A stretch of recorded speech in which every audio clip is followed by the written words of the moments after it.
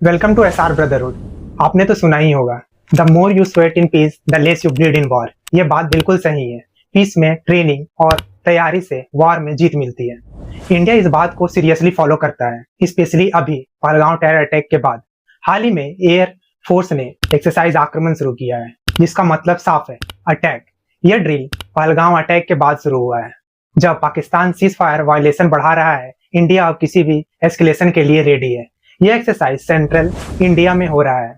IAF ने Rafale और SU-30 MKI jets जिसमें भाग ले रहे हैं और पायलट्स कॉम्प्लेक्स मिशन की तैयारी कर रहे हैं, जिसमें प्रेसिजन स्ट्राइक्स, टारगेट को एक्यूरेटली हिट करना, एयर डोमिनेंस, आसमान में कंट्रोल रखना और इंटीग्रेटेड वॉरफेयर, एयर, ग्राउंड और इलेक्ट्रॉनिक वॉरफेयर को कंबाइन करना। ये ड्रिल हाई इंटेंसिटी कॉन्फ्लिक्ट का है। इसका मकसद है जहां माउंटेनियस रीजन में लॉन्ग रेंज स्ट्राइक्स और इनेमी लाइंस ब्रीच करना की प्रैक्टिस हो रही है।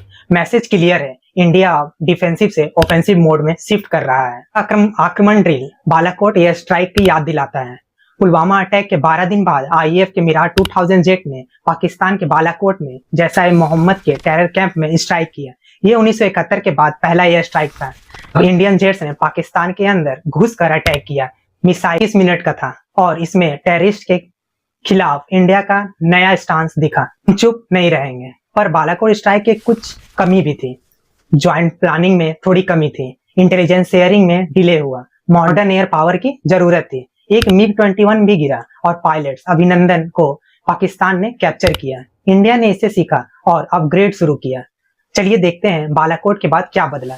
2019 से अब तक इंडिया के काफी किया है। डिफेंस बजट $42 बिलियन से $75 बिलियन, लगभग 82% इंक्रीज हुआ। राफेल जेट्स अब आईएएफ के पास है, जो मीटियोर और स्कैल्प मिसाइल कैरी करता है, जिसका रेंज 150 किलोमीटर है। SU-30 में अस्त्रा और सुपरसोनिक क्रूज मिसाइल ऐड किया गया है। S-400 सिस्टम, ये एयर डिफेंस सिस्टम अब एक्टिव है, जो 400 किलोमीटर तक टारगेट को हिट कर सकता है। पाकिस्तान के हर एयरबेस इसके रेंज के अंदर है। चलिए और अपग्रेड्स को देखते हैं। Apache helicopter, P-8-1 aircraft carrier, nuclear submarine, border road connectivity और एयर बेस को स्पेंड किया गया है। वेपन मैन्युफैक्चरिंग में 175% का ग्रोथ हुआ है। सर्विलांस, सैटेलाइट ड्रोन और AI बेस्ड बॉर्डर सिस्टम को इंस्टॉल किया गया है। सबसे बड़ा चेंज है इंडिया का अप्रोच। बालाकोट के बाद इंडिया का स्टांस है, offence is the best defence. अब क्या हो सकता है, चलिए इसको डिस्कस कर लेते हैं। पहलगाम अटैक के बाद इंडिया के पास यह ऑप्शन है, स्ट्राइक्स, बालाकोट या उरी जैसा सर्जिकल स्ट्राइक या ड्रोन स्ट्राइक करना।